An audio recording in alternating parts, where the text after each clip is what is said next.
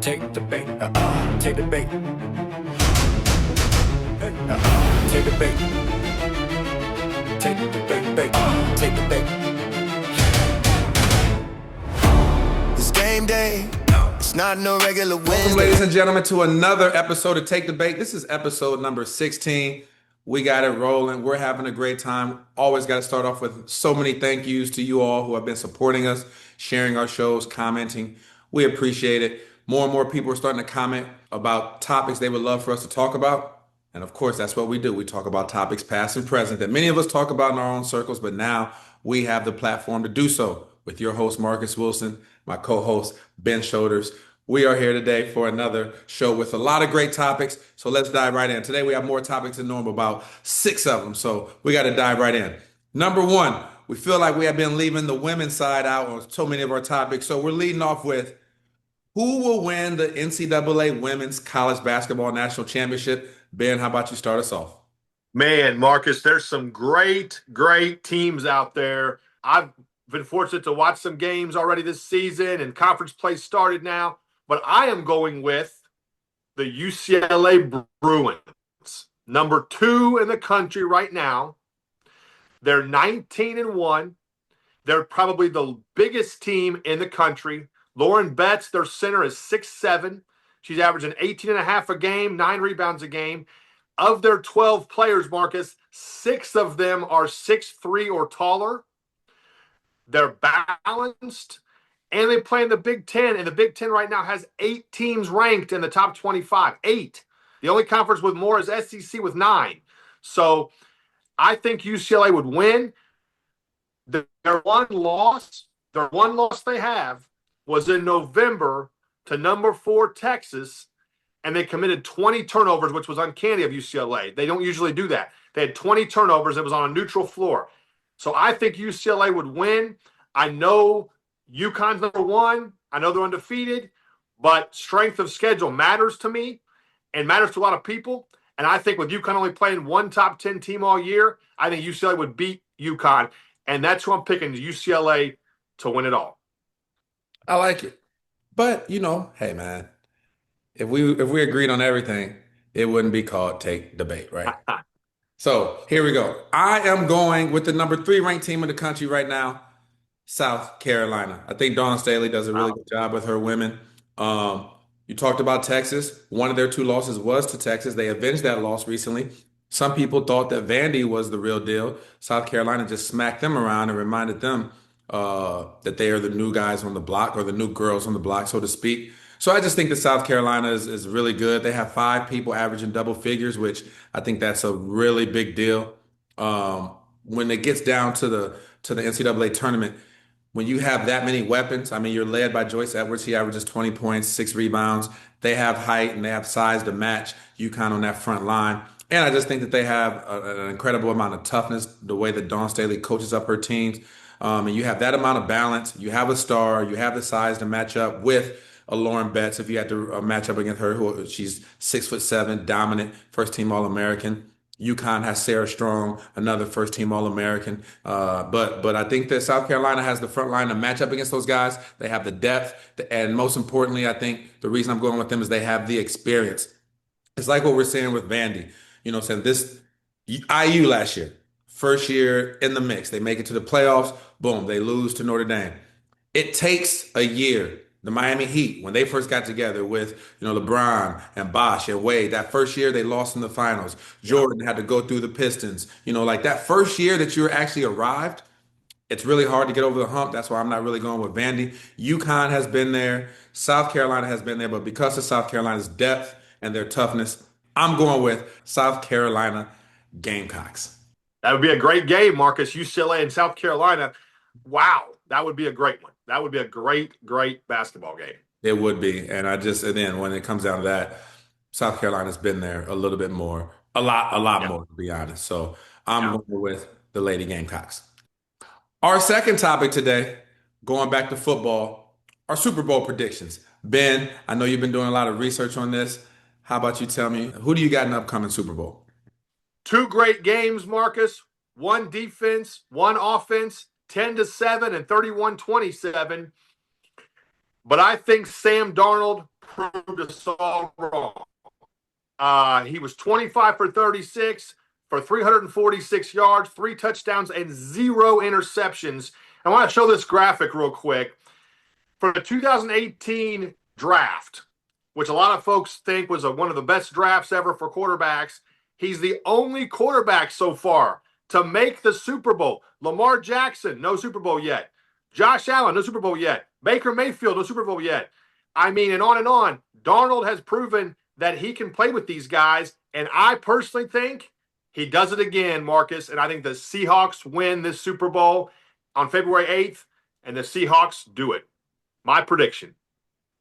It's fair enough. Sam Darnold has been good this year. He hasn't been great, but I'll give him credit. He's won the last couple of years. Last year with the Vikings, I believe they were 14-3. This year, they're winning, and they're now in the Super Bowl. So, that defense is really, really good. I think they're the clear favorites. I think I just saw the line today. Maybe they're 4.5-point favorite. But, again, that's why we're taking the bait. I'm going with the Patriots. I don't really have a whole lot of reason why. I do have a reason, although it doesn't make much sense. I mean, when they played against the Chargers had a couple people down. They played against the Texans, whose offense was already bad. Then Nico Collins was out. Then they played against the Broncos, and Bo Nix was out. They've had a certain amount of luck through this playoffs that I just think that God is with them. I know that's not a good enough theory. I know I have no evidence on that. But how do all these good teams keep having star people out and things go wrong right when they play the Patriots, right? I can't explain it. I think the Seahawks is a better team. I think that common sense says the Seahawks. I just wonder, why do the Patriots keep getting? Sometimes it's just meant to be. Maybe it's just destiny. I think that Drake May is a good quarterback. I think that Matthew Stafford is the MVP. But with the Patriots, their defense is good. I'm worried about their offense, especially against such a good defensive team in the Seahawks. Yeah. But somehow, God, whatever you want to call it, luck, karma, something's happening for the Patriots. So I'm going with them.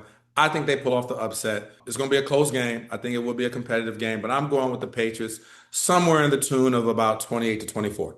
It should be a good game. I'll say that. I think it's going to be a touchdown or less on either side in my prediction. I don't know if the line will hold, but I think line will hold, but I think the Seahawks do it 4 or 5 points. Yes. Fair enough. Fair enough on that. Going to our third topic, sticking with the NFL, sticking with football. Who is your NFL MVP? I'll start off with this one because everyone knows my answer. I think it's Matthew Stafford. I don't even think it's close. I mean, he played incredible this year, all throughout the season. He also has just been great. A lot of times, when it's close like this, let's say Drake May played a little bit better in the regular season and it was this close. I think you still go with the vet and tell the young guy, hey, do it again, prove it, you got time. But I don't even think it's close enough to even come down to that. And I'm going with Matthew Stafford. Who do you got, Ben?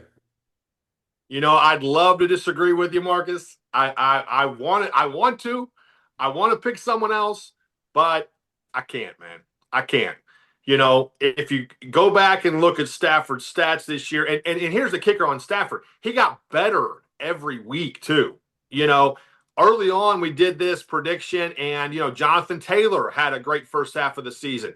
Prescott had a good first half of the season. Several others. But Stafford just was steady Eddie, man. He just got better every week. 4,707 yards in passing first. 277 yards per game first. 46 regular season touchdowns first. And 109.2 rating second. And they had 12 wins. And they made the NFC Championship. And in the NFC Championship, he threw for 376 yards, 3 touchdowns, and no interceptions. And I want to cap it off to say this. Throw this graphic up real quick. Only 3 quarterbacks ever have thrown for 50 or more touchdowns if you count the regular season and playoffs combined. More than once. Peyton Manning, Tom Brady, and now Matt Stafford. Now that, my friend, is impressive. They each did it twice. Stafford did it in 2021, as you can see, and now this year. So Stafford's MVP. All 5 finalists are great players, but Stafford, he's got this in the bag. They announced it in a few days. He's going to win it. Yes. Yep. Well, we're in agreement on that one. Going on to our next topic, bringing back a segment that we probably should do more often, that we love around here, rapid fire. Today's rapid fire is, who are your top 5 all-time quarterbacks in NFL history? I'm going to let Ben Shoulders tell us what his top 5 is. How about you hit us off, Ben? Great quarterbacks all time, Marcus, but I think 5 stand out. I really do. Number 5, John Elway. He played 16 seasons in the NFL. He had a cannon. He won 2 rings after losing 3 Super Bowls. He came back and won 2, so he was in 5 total. He was MVP in 1987. He was a 9-time Pro Bowler, NFL 1990s All-Decade Team, and he was a bad man, Marcus. The helicopter run against the Packers in Super Bowl 32, where he ran in and literally flipped. He went heads up against a linebacker and flipped, got the first down. One of the greatest, most courageous quarterback runs ever. Elway is my number 5. Number 4, Patty Mahomes. He's only played 9 seasons, only 8 as a starting quarterback, but in those 9 seasons, he has 3 rings. He's been to 5 Super Bowls, 2-time MVP in 2018 and 2022, 6-time Pro Bowler, only one of 5 quarterbacks to win 3 or more Super Bowls already as a starter, and there's much more to come. He's crafty, he's quick, he can throw, he can run, and Elway used to be on my Mount Rushmore, but now Mahomes has bumped Elway, and Mahomes is now on my Mount Rushmore. Number 3, Mr. Joe Cool. Joe Montana, played 16 seasons. He was 4-0 in Super Bowls. 4-0, never lost a Super Bowl. 3-time Super Bowl MVP, 2-time NFL MVP in 1989 and 90, 8-time Pro Bowler, and he was NFL's 1980s All-Decade Team. Joe Cool, number 3. Number 2, Mr. Peyton Manning. 18 seasons in NFL, 14 with the Colts, 4 with the Broncos. He won 2 rings with 2 different teams. First player ever to do that. He was a 5-time NFL MVP, most MVPs ever. 2003, 2004, 2008, 2009, and 2013. 14-time Pro Bowler, NFL 2000s All-Decade Team. And until my number 1 quarterback, he held about every record there ever was. Until number 1. Number 1, I don't think it's any surprise, Marcus, Tom Brady. Played 23 seasons, 20 with the Patriots, 3 with the Buccaneers. He won 7 Super Bowls with 2 different teams as well, joining Peyton Manning. He was a 5-time Super Bowl MVP, 3-time NFL MVP, 2007, 2010, and 2017, 15-time Pro Bowler, and literally regular season and playoffs. He pretty much holds every record there is right now, career. So again, Marcus, Elway number 5, Mahomes number 4, Montana number 3, Manning number 2, and Tom Brady number 1. And that is my top 5 all-time NFL quarterbacks. I think you're pretty good on that. I think Brady number 1 is undisputable. After that, obviously, everybody's going to have their own favorites. I'm an Indiana guy, so I like 2 and 3. Joe Montana being a Notre Dame guy. Obviously, Peyton Manning being a Colts guy. I'm good with that. I think that I'm not sure. I mean, it's really tough to knock off Elway at the number 5 spot. I do think Mahomes is up there. Drew Brees was really, really good. I think he oftentimes gets overlooked for all he accomplished, especially with his size and his stature and all the, he won. He has a ton of records. But I can't knock your top 5. I like it. We're going to run with it. We're going to run with it. I appreciate it. Our next topic, and this just kind of got thrown in our face. We had already had like somewhat of a idea of what we wanted to talk about. And then this came out yesterday. The NFL Pro Bowl. Shedeur Sanders is now a Pro Bowler. Shedeur Sanders, the 144th pick of the draft. I believe he, what was his stats? On 7 touchdowns, on 10 interceptions. 10 interceptions in 8 games. Okay.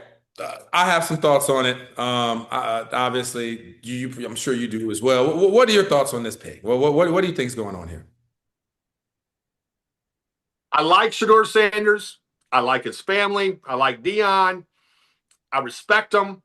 But this is a joke, man. This is an absolute joke. I mean, this is comical. It's not even worth getting mad about. I mean, it's comical. I mean, and for those watching and following Take Debate, so here's how this went down. You know, they pick a starting quarterback, which they picked Josh Allen, no dispute there. Then their backups were Herbert and May. Well, May's playing right now. May's playing in the Super Bowl. So then they had to go to someone else. And there are several quarterbacks hurt, Patrick Mahomes and Bo Nix. But you cannot tell me he's the fourth healthiest, best quarterback in the AFC. You can't tell me. When you got people out there like Joe Burrow, CJ Stroud, Aaron Rodgers, and on and on. I mean, this is a joke. I mean, if I won't jump into all the stats because you named a couple already, but there were 53 quarterbacks in the NFL this year, Marcus, that qualified for a QB rating. 53, okay? 53 that played this year and started. You know what he ranks in rating out of 53 this year? 49th. He was 49th out of 53 in rating of every quarterback that played this season. You know, I mean, the only other the best comparison I can tell you is that Joe Burrow also only played 8 games. So if you want to compare apples to apples, okay, 8 games versus 8 games, Burrow blows him away. I mean, absolutely, it's not even close. Blows him away in every stat. And so does Stroud, and so does Rodgers and everybody else. I don't get it. I don't understand it. Shed some light on it for me, Marcus, because I don't get it. This is what's happening. This is what's happening here. There's two things. I think that some of the players probably were asked and they probably bypassed on it. I mean, obviously, you mentioned some other names, but Trevor Lawrence. Trevor Lawrence did a great job with the Jags. I mean, I'm sure he was up there. Trevor Lawrence, yeah. Right. So, and he's in the AFC. So, what all this is all this tells me this: the NFL is searching for ratings. The Pro Bowl doesn't mean anything to anybody anymore. They need to figure out what to do with that. All these kind of all-star games are losing their value in professional sports. I think hockey does a really good job of theirs. I think baseball adds some meaning to theirs. NFL and NBA are behind in terms of adding value to it. They want to get people in the stands. And I think that that's all this was. It's like, okay, let's get some people to tune in. Let's get some ratings until we figure out what we want to do with this thing. I think what really counts in the NFL is all pro, right? Are you all pro? Pro Bowl selection? It does. It does. Pro Bowl selection means nothing, right? It's just something for the fans. Shedeur Sanders has one of the biggest followings in the NFL. Like it or not, his name rings bells. We're talking about him right now. He was named to the Pro Bowl for that reason and that reason only. Obviously, the stats, he has no business being there. But we're talking about him. Most other sports shows are talking about him. People are going to tune in just to see if he gets in the game. Some people are going to tune in just to hate and hope that he gets in there and throws a couple interceptions. But what will be happening? There will be people tuning in. That's all the NFL wanted out of this. People are questioning, how could this happen? That's what happened. It's ratings. It's a business. That's all it is. There's nothing more, nothing less. Because the stats clearly shows that he doesn't belong there. But kudos to him. At the end of his career, he'll be able to say that he made the Pro Bowl, and his fans and his family, they won't say the context. They'll just say, hey, he made the Pro Bowl as a rookie, the only rookie in that class, and it'll sound great. We'll all know what the real deal was on that one. So, and the last topic we have today, another subject that we haven't touched on much, the UFC. I love the UFC. I switched over. I've been a UFC fan for years, since Shamrock and Hoist Gracie back then. But it was a big main event the other night. We wanted to talk about it. Justin Gaethje, Paddy Pimblett. Did you get a chance to check it out, Ben? I did check it out, and first fight, as you mentioned, Marcus, to ever be on Paramount, they did not disappoint. They did not disappoint. The light heavyweight division was the main event. I thought Paddy Pimblett would win. I thought the fight was great. It went the distance, as you know. It went 5 rounds, and Justin G took it in a decision, but great fight. And I was for Pimblett myself, but he didn't win. But anyway, I'm looking forward to the next Paramount fight, and I think it was great to be on Paramount. No, man, Your thoughts? it's been a great division over the years. Justin Gaethje has been in there, been a great soldier. I was rooting for him just because he has always been in some big fights. All of his fights are always going to be Yeah. slugfest. I mean, if he's in there, you better believe he's going to go in there and fight. There's not going to be a whole bunch of running, and that's exactly what he did. He took the fight to Patty the first 2 rounds, jumped on him. I'm talking like first 45 seconds or a minute, he was on him. I mean, and just pounding them. Yeah. Those first 2 rounds, you thought it might be over. Patty did a great job coming back. I thought he won the third. I thought that Justin Gaethje probably won the fourth. And even though Patty won the fifth, in my opinion, I think he was a little bit too far down to come back from that. If they run it back, I think that now that Patty kind of figured out his style, if they ran it back and got a rematch, I think he would win that one. But Justin Gaethje did a good job. He's older. He knew he had to come out strong. He came out strong. He got on him early, kind of did some ground and pound, got Patty a little bit tired. And you could tell by that 5th round, Justin was running on fumes. I thought he might get knocked out in that 5th round because that hand kept coming down, and I thought he was gonna get caught with one, but he held on. Kudos to him. He deserves it. You know, he's been in any of you guys who are UFC fans.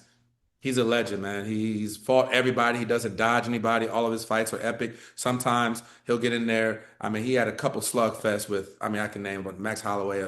Anybody who's been good over the last few years. Justin Gaethje has fought him and usually won or just had an epic battle. So that's what I love about the UFC. We got to give them more love here because they have just completely surpassed boxing, in my opinion. Boxing, those guys, Floyd Mayweather ruined the sport. What I mean by that is he went 50-0. Everybody now wants to protect their record. They don't want to fight anybody like they used to, like how Ali used to fight Foreman and Frazier, and Sugar Ray Leonard used to fight Hearns and Hagler and Duran. And, you know, no one minded if you had 2 or 3 losses back then because you were fighting the best. Now they all want to they want to keep their unblemished record so you don't get to see the good fights. UFC, man, these dudes fight. The card, you'll get 5 good fights, not just one fight on it. You get 5 really good fights. And UFC is just really, and then also there's less corruption. You know, I mean, do they get some decisions wrong in the UFC? Yes, but not like in boxing, man. Somebody could win all 10 rounds and mess around and lose because those judges are so corrupt. So UFC is where it's at. Thanks to moving to Paramount, you know, and just putting on a good show. Like I love what they do and how they, you know, their cards are always great for the viewer. So if you haven't really watched UFC and you're watching this, the next pay-per-view, tune in, invite some people over. I guarantee you're gonna like it. Look for a rapid fire on UFC, right, Marcus? No, I definitely would do a rapid fire with the UFC, best in each category, best of all time, all that, because I'm a big UFC fan, from John Jones to Usman to Masvidal to all of these guys, man. I love them. Like, even the women's boxers, you know, like I mean the women fighters, like I love them all. So anyway, that does it for another episode of Take the Bait. Got more topics in, a little bit rapid fire, a little bit faster this time. We love it, man. We just love talking sports with you guys. Please continue to send in your ideas and comments so we can continue delivering what you want, because that's what's most important. Not what we want to talk about, is what you want to hear. Thank you so much. No, thank you, bro. No, thank you, bro. Have another great week. Share, like, continue to comment on our YouTube. Continue to follow us on our social media handles at TikTok, Instagram, Twitter, and our Facebook page. Ben, do you have anything you want to say to close us out? Thank you again for watching Take the Bait. We want to hear from you. We're out. Take the bait. Take the bait. Take the bait. Take the bait. Take the bait. Get off your phone and get in the zone. Put down the sticks, leave the studio alone. I got my squad with me and we ready. If you got your squad with you, get ready. Take the bait. Take the bait. Take the bait.